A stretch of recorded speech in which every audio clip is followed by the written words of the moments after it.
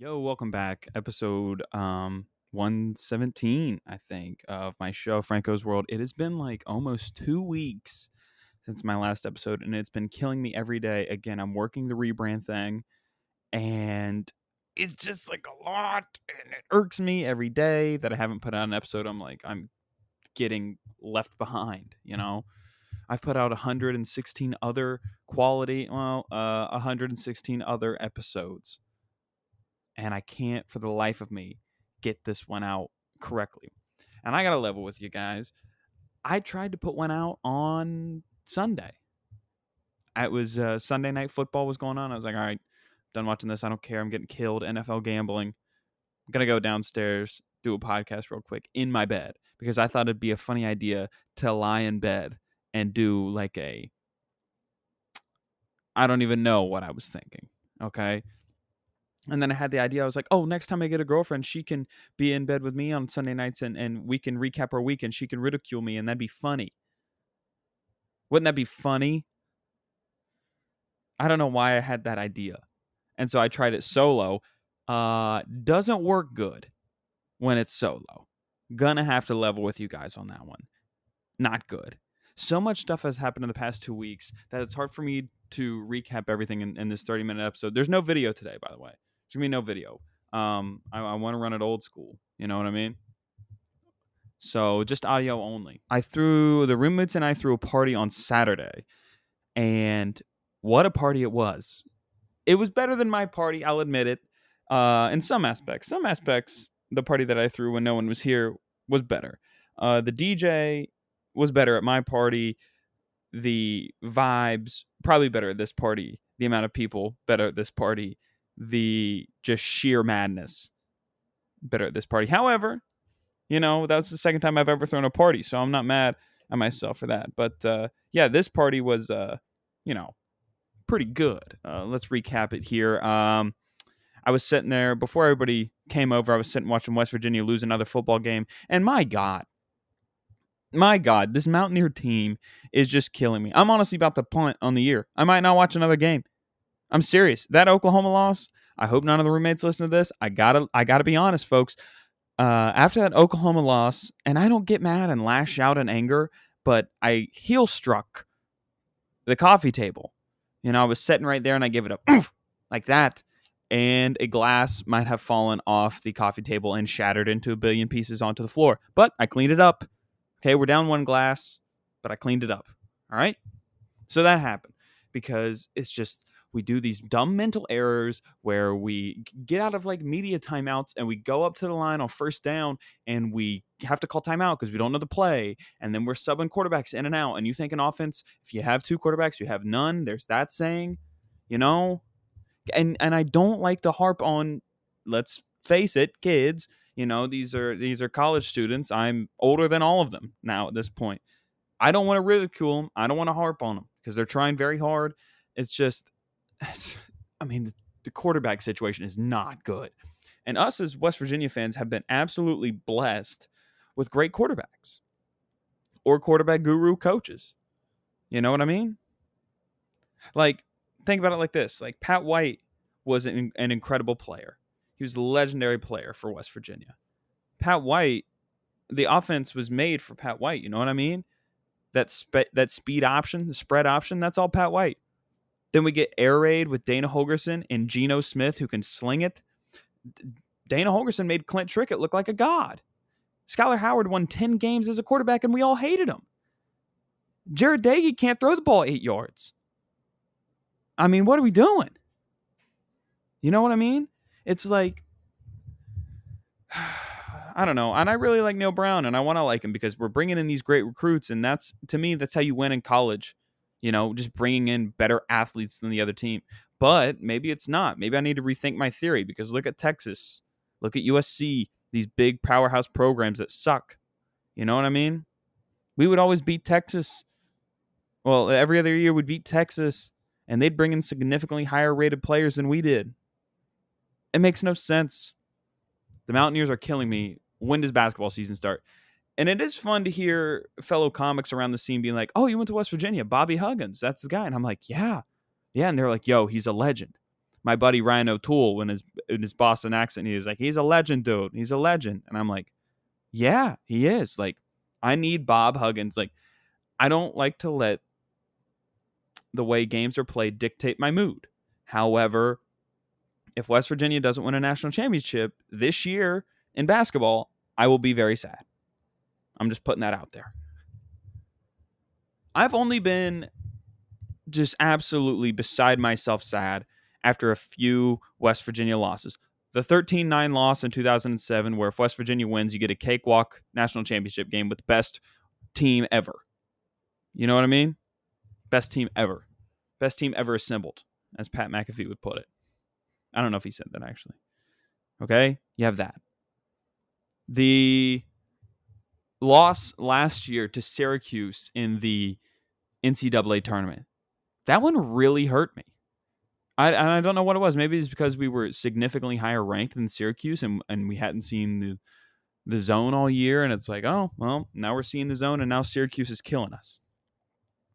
That one shook me up. Me and Grant Tebe and Garrett Daly sitting there watching, very upset. And then the other loss where I was visibly shook up for at least a couple hours might shock you. 2019 baseball regional, it was baseball regional, Morgantown regional. We're hosting the regional, which means we're the number one seed. We are winning the game by 3 runs in the 9th inning.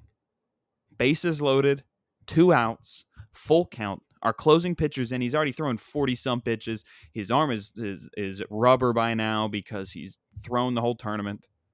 And we give up a walk-off grand slam. And I knew that's what's going to happen because that's what just happens with West Virginia athletics. I'm numb to it at this point. But it's weird because it's just a baseball game. Most people only care about football and basketball. But for me, because I love baseball and I knew that we had a really good team, heck, our ace pitcher, Alek Manoah, is lighting it up in the big leagues right now. You could have ridden that arm to a championship. Anyways, I remember I was in Allentown at the time, living there. After we gave up that home run, I went into my bedroom and shut the door and laid on the ground until the sun went down. Literally, laid on the ground until the sun went down. And I was like, okay, now it's getting too dark in my room. Now I have to turn the lights on. I remember that. That's what happened. I don't know how this... Oh, yeah, we were talking about the party, and then I got off track. All right, let's talk about the party. The party was great. So many people there. Met a lot of new friends and faces. One thing that bothered me... Actually, I had a lot of things bother me because you know me. You know I'm a nice guy. And you know I'm all about quality customer care and quality customer service. Say new people come to the house. Girls have bags. Don't know where to put them. Put them in my room for safekeeping. It's fine. Okay? I let a few girls do that. I go around the party. I come back in my room to get something. I see a few things in my room have been rearranged, and I didn't like that. Maybe it was an accident. I don't know. Who's to say? My joke notebook had been looked through. That's embarrassing because those jokes, not good. And then I find a blunt wrapper on my ground. I don't even smoke weed. People are just going to leave trash in my room. Drug paraphernalia. Sound like a cop. This is paraphernalia. Is that even... Are blunt wraps even paraphernalia? God. No, I mean, just like, come on. Like, I'm looking at it. I haven't even picked it up out of spite. It's by my door right now. There's 2 pieces of trash I have not picked up. The party was Saturday. I'm looking at them. I have not picked them up out of spite and hopes that somehow, one way or another, these people are going to come back and pick up their trash. It's a tag for an item of clothing that is $7. So that's great. The party was great. Again, you know me, proactively cleaning, people dropping cans and stuff like that. I'm putting them up. And we were playing Flip Cup. Folks, I might be the best Flip Cup player of all time. They had me be the anchor leg, and it's getting down to me, and I'm just like, and the way we play it up here, it's like Survivor. So it's like people can get voted off your team. And so say you have to use 3 cups or 2 cups, and I'm just like, bang, bang, bang. One try. And it's people think flip cup. Do you think you have to pow, pow, pow, flip it? No, just get a half rotation. That's it. Just a 180. Just bump. Just a little love tap. Give it a little love tap. Little love tap. That's it. You don't have to. You don't have to smash it. Just give it a little love tap. Let physics take over.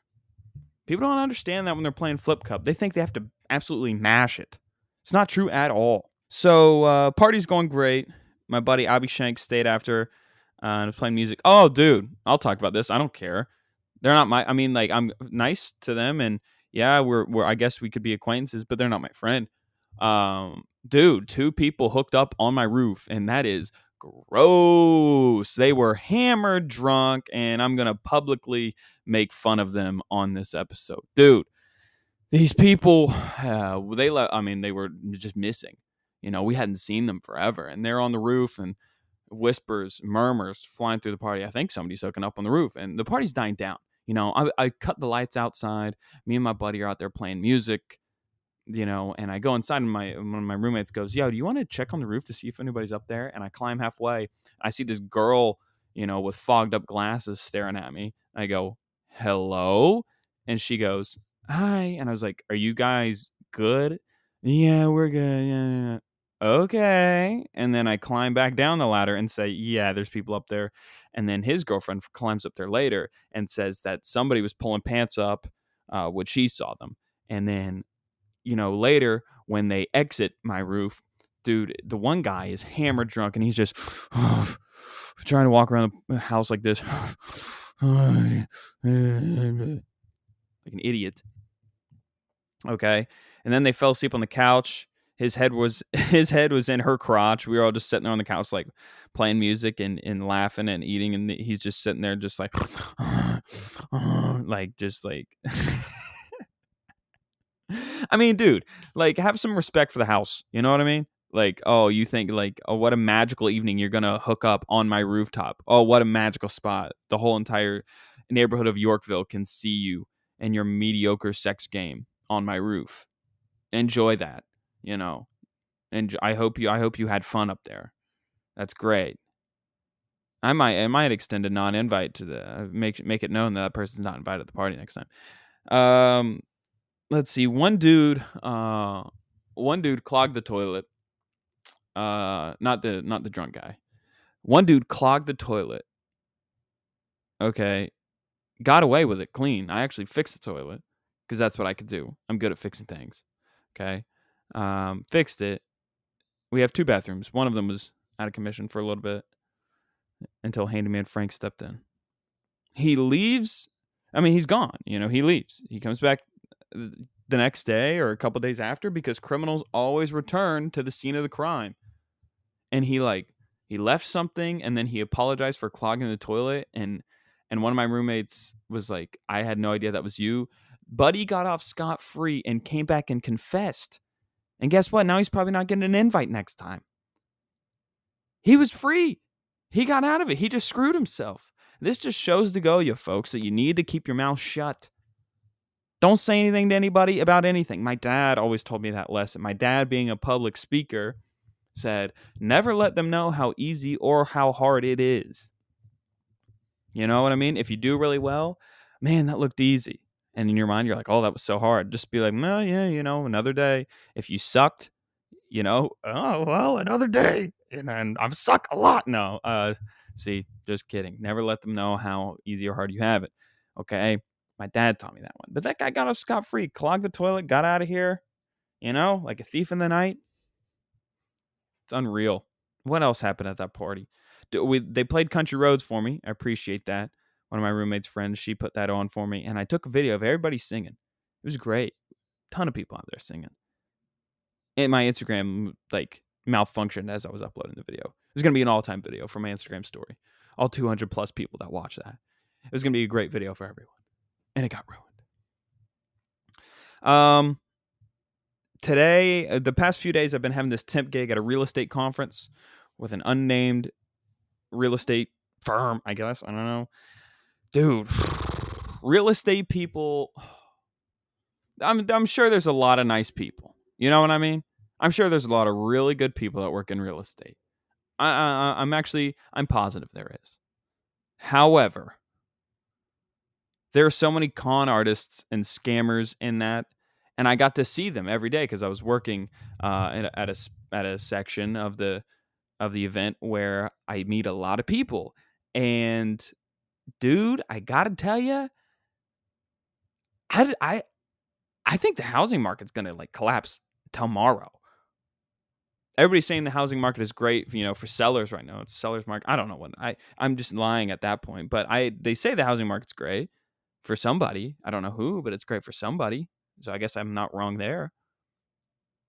Do you think they're planning for like and they have some big assembly? Do you think they're planning? They're like, okay, well, the housing market's going to crash soon, so here's our exit plan. Everybody sell it off. You know what I mean? It's just like all these people are just the worst people you went to high school with, and they wear flashy suits and nice dresses, and they just absolutely cake their face in makeup. I tell you what, though, because I'd met a lot of people from a lot of different states, I will say this: like the people from Arkansas were very nice. The people from Idaho were very nice. People from Hawaii, very nice. The people from Miami, worst people in the world. The people from Miami were so arrogant. I mean, obviously, they were so bad. Did not enjoy any of the people from Miami. I don't know, man. I don't think I could ever get into real estate because of the personalities in there. Because all like the young dudes that work in real estate all want to be like Jordan Belfort. They probably have posters of him on their wall. And all they do is just develop the drug dependency part of that character, and that's it. Like, people are trying to be Jordan Belfort. Dude, you sell homes in Utah. You're not going to be Jordan Belfort. You sell homes in Salt Lake City. Okay? You're not pumping penny stocks on Wall Street. You're wearing cheap suits and cheap watches. I know watches. I wear a cheap one. I know cheap ones. Your watch may look, it has a big face, and it may have some, big handles, big hands on it. But it's fake. It's not real. Just like you.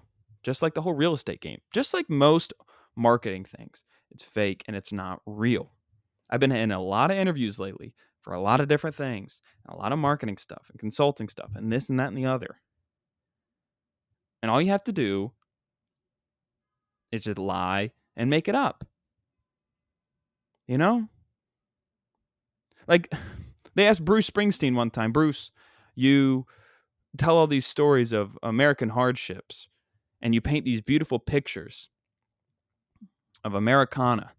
You're a classic rock icon, a great storyteller, and everyone loves you. How did you do it? What was your inspiration? And Bruce goes, I made it up. So, in that philosophy, folks, let's just character act the type of person we want to be, because it's all fake. Okay? Now, it might take a person like me to be able to see through that. However, this, such as real estate, you're going to fool some people. Realtors do sell houses sometimes.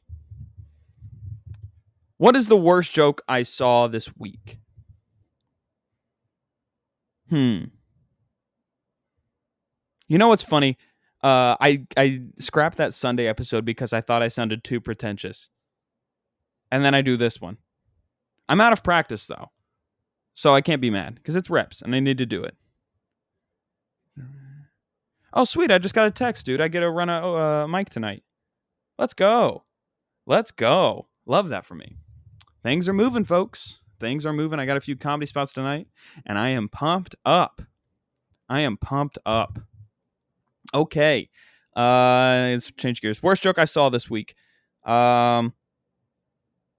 Dude, and it's mostly guys that do this. I don't think I've ever seen a girl do this. And I'm not on Venmo as a social media platform. I've been on Venmo a lot the past few days because I'm moving money around because I'm a gambler.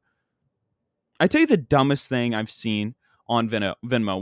When you open your app, like 3 things are on there, so you see them.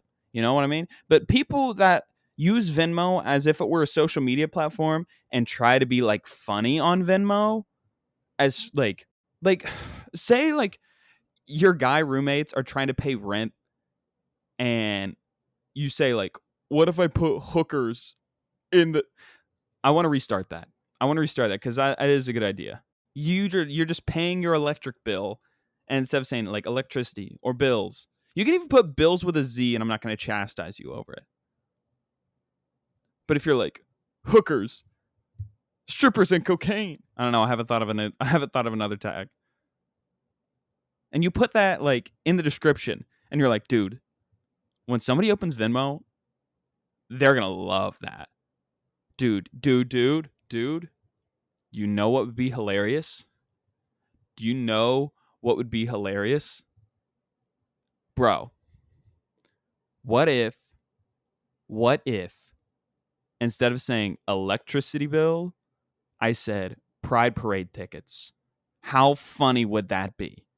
That'd be so funny, bro. That might be the best joke of the year. People think that. People have these thoughts. And honestly, I envy them. Because I wish I had that mindset where I could just be an idiot.